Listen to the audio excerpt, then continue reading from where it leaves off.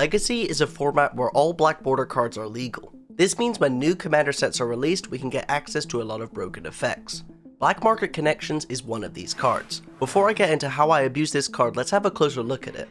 On your first main phase, you can choose one or more. You can make a treasure for 1 life, draw a card for 2 life, and make a 3/2 for 3 life.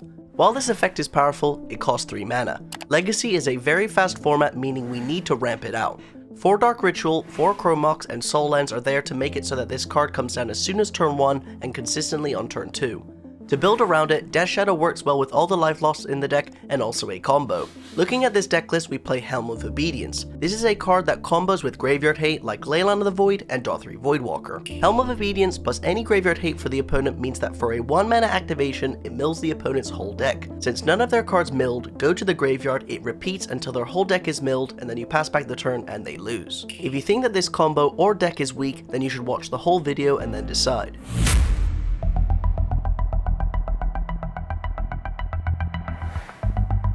To start off the first round on the draw, I decide to keep a weak hand that just needs to top deck a few things as we have a load of mana and no payoff. The game starts off with the opponent playing a Mother of Runes and we top deck a Swamp. As I think it's a waste to use Dark Ritual, I just pass back and they play a Stoneforge Mystic, getting a Caldra complete. We top deck a Night's Whisper, so I decide that I'm going to play the Ancient Tomb to cast the Night's Whisper because I want to have access to a lot of mana next turn if we do top deck a Helm of the Host, because we do have the Dothri Voidwalker in our hand to combo.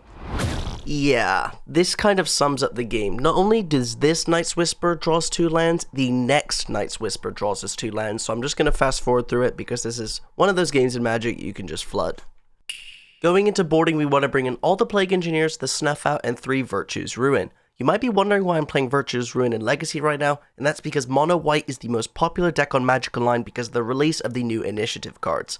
Now the cards we're taking out, the Death Shadows aren't great against Swords to Plowshares, Shieldred isn't too powerful against Swords to Plowshares, and a Thoughtseize is a bit clunky against Thalia. Going into game 2, on the play, to counteract our terrible luck game 1, we have the most insane hand you could possibly think of for game 2. Turn 1 Black Market Connections, then we have multiple Plague Engineers and Virtue's Ruin to wipe the board. I mean, yeah, I think you can all see where this game is gonna go. We turn 1 Black Market Connections go, the opponent plays a Mother of Runes, and we use all 3 modes on the Black Market Connections. We don't find a land, but we do have the Chrome Mox and can pitch the extra Black Market Connections we don't need, and can slam this Plague Engineer. We did name Human with the Plague Engineer, pass the turn back, and they play a Spirit of the Labyrinth and ship back the turn, so we need to make sure to not draw an extra card with our Black Market Connections.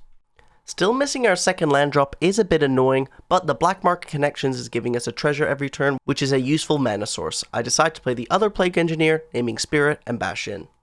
The opponent then plays a Flicker Wisp, flickering one of the tokens to remove it from the game, and ships it back. Now here we don't draw a land again, and I think I get a bit too aggressive here and draw a card. Now, the way Black Market Connections is worded is you have to pick one mode. So if you're on 1 life, you have to pick a mode and you'll die, so I need to be very careful.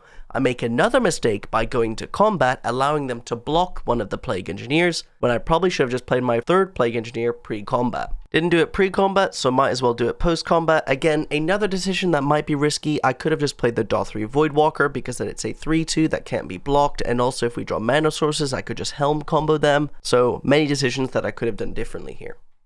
The opponent plays a Stoneforge Mystic, gets a Caldra complete, and then wastelands my Nurturing Peatland and ships it back. We finally top deck a Swamp. That means we can make a treasure, cast Virtue's Ruin, and bash in. The opponent seems to agree that we're in a good spot, and they scoop. Going into the 3rd game, we have a really nice hand with fast mana, Snuff Out to interact, and the combo. Now I'm only going to put 1 Leyline of the Void into play, because don't forget we play Chrome Mox, and I want to be able to pitch the other one, and I highly doubt that the opponent is playing Enchantment removal, or at least many copies of Enchantment removal. We draw arguably one of the best top decks, Dark Ritual, lets play our Swamp to play around Wasteland, and hold up Snuff Out. The opponent plays Stoneforge Mystic, that doesn't matter, let's play our Ancient Tomb, let's cast our Helm of Obedience, and win the game. I feel like both game 2 and 3 we got to showcase both sides of the deck and why I decided to build this deck the way I wanted to build it. Let's move on to the next round, what a game. Going into the next round, on the draw, we have a very nice hand, and a reason why we also like to play Death Shadow. While it's awkward here because we're at 20 life, you can just pitch it to Chrome Mox and hope to draw ones in the later game if I need that threat. The opponent fetches, plays a Ponder, and now we're hoping they don't have a Force of Will for the Shieldred. We're going to play the Chrome Mox and we can pitch the useless Leyline of the Void that we top decked Dark Ritual, and try and Shieldred to play around Daze, but not to play around Force of Will. Well, the Shieldred instantly resolves, so let's pass back the turn. Now, every time that they draw a card, they lose 2 life.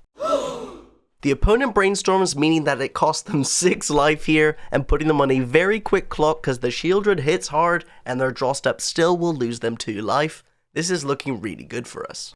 The opponent land goes, we draw a useless Death Shadow, but we don't care, let's hit in and ship back the turn.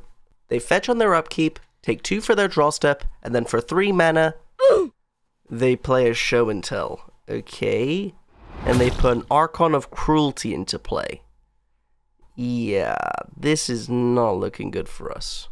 Because we have Helm of Obedience in our deck, we actually can win the game because we have 5 mana and Leyline of the Void in play. So if we can top deck a Helm, maybe we can win. But yeah, that just ain't happening, Chief. Let's be real. We take a couple draw steps and we lose. Going into boarding, the Death Shadows are slow and the Snuff Outs aren't good against their black creatures, and we bring in the Opposition Agents and the Trinispheres because of their cantrips as well as their fetch lands. Going into game 2, on the play we've got a Thoughtseize, Dothry Voidwalker, and Helm of Obedience to combo. This is a very good hand alongside Degenerate Mana. Not much more we could ask for. We Thoughtseize the opponent and don't see a very good hand. Obviously they can Intuition for Show and Tell, but that's quite slow, so I think the best pick is the Abrade because it interacts with their combo and we want to try and combo faster than them. The opponent ponders, so that was obviously their top deck, and we find a Dothry Voidwalker. Now we have 2 choices. We can just cast a Dothry Voidwalker, or we can play Ancient Tomb, Chrome Mox, and cast Helm of Obedience. Now I checked their ponder and they actually didn't shuffle. Because they didn't shuffle, I think that they're more likely to have some sort of fast combo, so I want to combo faster than them and just hope they don't have a Force of Will. The Helm of Obedience instantly resolves, they untap, just play a City of Traders, and pass back the turn. We find a Night's Whisper, so I have an interesting decision to make. I decide that I'm going to jam the Dothry Voidwalker. Yes, they can Intuition for a Force of Will, but if they're doing that, they probably can't combo me that fast. Well, they decide to Intuition. This lets them search their deck for 3 cards, and I can put one of them into their hand. So they fetch 3 Force of Will, I have to put it into their hand, and they force the Dothry. Now here's something interesting. The way Helm of Obedience is worded is you can actually activate it to get a creature off the top of the opponent's deck, but it sacrifices the Helm of Obedience. So I decide what I'm going to do is activate it for 3 targeting the opponent and hope that I can hit a creature like a Gristlebrand or an Archon to win the game. So for 3 mana, I activate the Helm targeting the opponent, and they actually put a Brazen Borrower on top of their deck with the Brainstorm, a very smart play, and I wasn't expecting that sideboard card in. Now it's not the end of the world because we Night's Whisper into a Dothry Voidwalker and a Leyline, so we just have to hope that they don't have a Show and Tell here because we're putting a clock on. The opponent just passes back the turn, we Night's Whisper again, and we find a Thoughtseize. Now we find a Emrakul the Aeon's Torn. Because of Dothry Voidwalker, we can discard the Emrakul and then win the game because we can cast it with the Dothry, but before we can even do it, the opponent concedes. Going into the 3rd game, again we have a very nice hand, Thoughtseize to disrupt, turn to Opposition Agent to try and prevent their fetch lands, and fast mana with a Night's Whisper and Helm to dig for more combo pieces. We Thoughtseize and the opponent brainstorms in response, clearly trying to hide things on top of their deck. We see a Sneak Attack, Simian Spirit Guide, and Brazen Borrower. I decide here that I'm going to go for the Simian Spirit Guide instead of the Brazen Borrower. Obviously they can bounce my Opposition Agent, but with Sneak Attack being 5 mana to play and activate, I feel like they need a lot of mana with this hand. The opponent instantly fetches on their turn, which is a very heads-up play, and we can only just play our tomb and pass back. It's very awkward because I couldn't play the Opposition Agent Sorcery Speed because of the Brazen Borrower, and then now they can just play their fetch land, so I think I should have cast the Opposition Agent on their upkeep. I believe that this was a mistake.